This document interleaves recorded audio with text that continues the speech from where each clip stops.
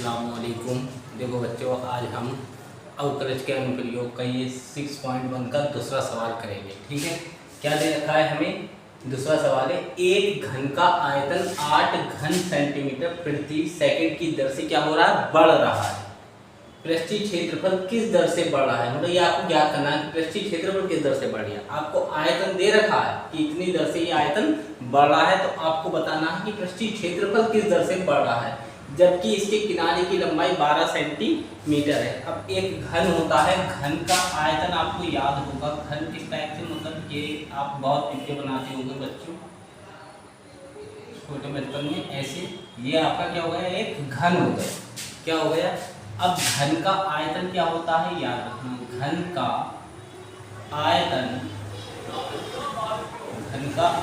बराबर ए की क्यूब या भुजा की क्यूब कह सकते हैं। ए की क्यूब बोल देना है। मान लो अगर भुजा माना भुजा बराबर क्या है? ए है।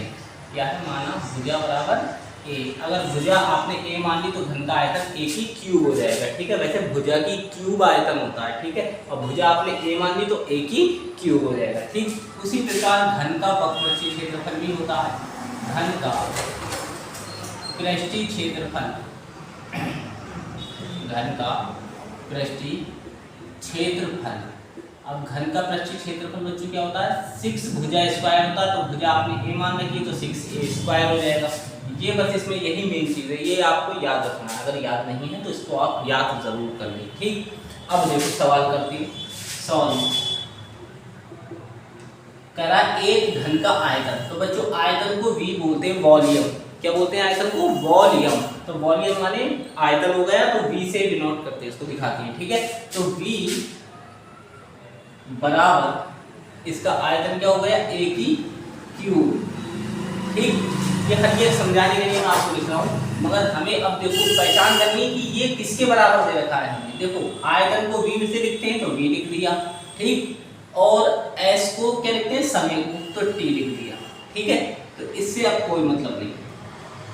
समझ में आ गया होगा कि आयतन को V से और T सेकंड का मात्रक प्रतीक होता है। T सेकंड का क्या हो जाएगा? प्रतीक। T माने समय, समय के सापेक्ष आयतन हो गया है। ठीक, अब देखो इसमें V लगा दो, dV अपॉन dt। ठीक है, एक घन का आयतन इस दर से बढ़ा, मतलब dV अपॉन dt। T समय में आयतन क्या हो रहा? बढ़ रहा है। तो कितना दे रखा है? 8 घन सेंटीमीटर प्रति सेकंड। ये याद रखना, ये आपको दे रखा है। जब भी पहचान करना हो कि dV अपॉन dt दे रखा है या dA अपॉन dt दे रखा है, तो आप इसके मात्रक से पहचान लोगे। आयतन टाइम में आता है घन सेंटीमीटर में या घन मीटर में। तो ये घन सेंटीमीटर जब आपको दिखे, जब ये आपको घन सेंटीमीटर दिखे तो समझ जाना कि हमें क्या दे रखा है? आयतन दे रखा है। तो आयतन क्या हो गया आपका? dV अपॉन dt बराबर 8 सेंटीमीटर क्यूब प्रति सेकंड। अब कह रहा है पृष्ठीय क्षेत्रफल किस दर से बढ़ रहा है। तो क्षेत्रफल को बच्चों S से दिखाते हैं, वो भी समय के सापेक्ष ही बढ़ेगा। तो ये आपका ds अपॉन dt हो जाएगा, और यही आपको फाइंड करना है, ये आपको निकालना है। यहाँ तक बात क्लियर समझ में आ गई होगी आपको। अब देखो पहले आयतन से ही शुरुआत करते हैं। तो V बराबर क्या आयतन होता है घन का? A की क्यूब। तो जब V का अवकलन करेंगे T के सापेक्ष, तो ये क्या हो जाएगा? T के सापेक्ष अवकलन करने पर, अवकलन T के सापेक्ष अवकलन करने पर, ठीक है, अवकलन करेंगे तो ये क्या हो जाएगा? dV अपॉन dt हो जाएगा। ठीक, और ये 3 जो है अवकलन में क्या होता है? पावर कहाँ जाती है? सामने, और ऊपर एक घात क्या होती है? कम। 3 है तो ऊपर कितनी रह जाएगी? 2। एक कम हो गई तो 2 आ जाएगी। ठीक, अब ये जो आपने अवकलन करा, ये इस 3 का करा, घात का करा, मतलब इसकी पावर का। अब a का जब करेंगे तो a का बच्चों क्या हो जाएगा? dA अपॉन dt हो जाएगा। ठीक है, याद रखना। अब dV अपॉन dt हमें दे रखा है, कितना है? 8। तो इसकी जगह आप क्या करोगे? 8 लगा दोगे। 3 इंटू A बराबर भी हमें दे रखा है, A भुजा हो गई। तो भुजा कितनी? 12 सेंटीमीटर। तो यहाँ लिख देना भुजा, और ब्रैकेट में दिखा देना A बराबर 12 सेंटीमीटर। तो जहाँ जहाँ A है वहाँ 12 गुणा 12 यहाँ मत रख देना। ठीक है, इसकी वैल्यू आपको फाइंड करनी है। तो ये आपका हो जाएगा dA अपॉन dt। अब देखो dA अपॉन dt आप क्या करो? रोक लो। dA अपॉन dt आपने यहाँ लिख दिया। तो इधर कौन था 8, तो ये सारा पार्ट कहाँ जाएगा, इस 8 के नीचे आ जाएगा। तो नीचे क्या हो जाएगा 3 इंटू 12 इंटू 12 और इसका मात्रक क्या होता है भुजा का सेंटीमीटर प्रति सेकंड। इतना तो आपको समझ में आ गया होगा, मगर अभी सवाल ऐड नहीं हुआ, याद रखना कि आपको किसकी वैल्यू मिल गई dA/dt। देखो बच्चों, अब ये dA/dt की वैल्यू आपने नीचे निकाल रखी थी, मैंने यहाँ लिख दी याद दिलाने के लिए, ठीक है। तो याद रखना dA/dt की वैल्यू यह आ गई, dA/dt की वैल्यू 8/3 गुणा 12 गुणा 12 आ गई, ठीक है। अब देखो, अब हमें फाइंड करना है ये पृष्ठीय क्षेत्रफल। तो पृष्ठीय क्षेत्रफल को कैसे दिखाते हैं, ऐसे। और पृष्ठीय क्षेत्रफल बच्चों क्या होता है, मैंने आपको बता दिया था, घन का पृष्ठीय क्षेत्रफल 6a² होता है। तो यहाँ आप लिख दोगे 6a²। तो इसमें भी आप t के सापेक्ष अवकलन करने पर, t के सापेक्ष अवकलन करने पर, ठीक।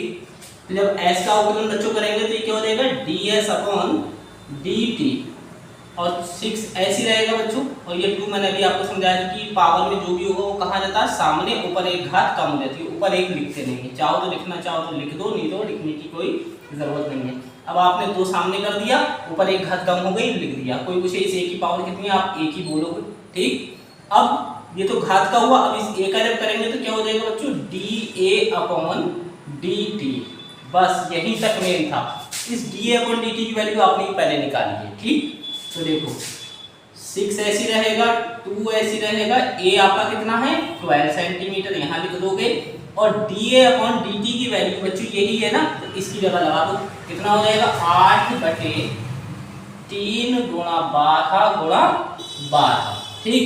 तो देखो 2 क्षण कितने हो गए, ये 12 बने और एक 12 काट दिए, और इस 12 से ये 12 भी कट गया, बचा कौन 8/3, ठीक।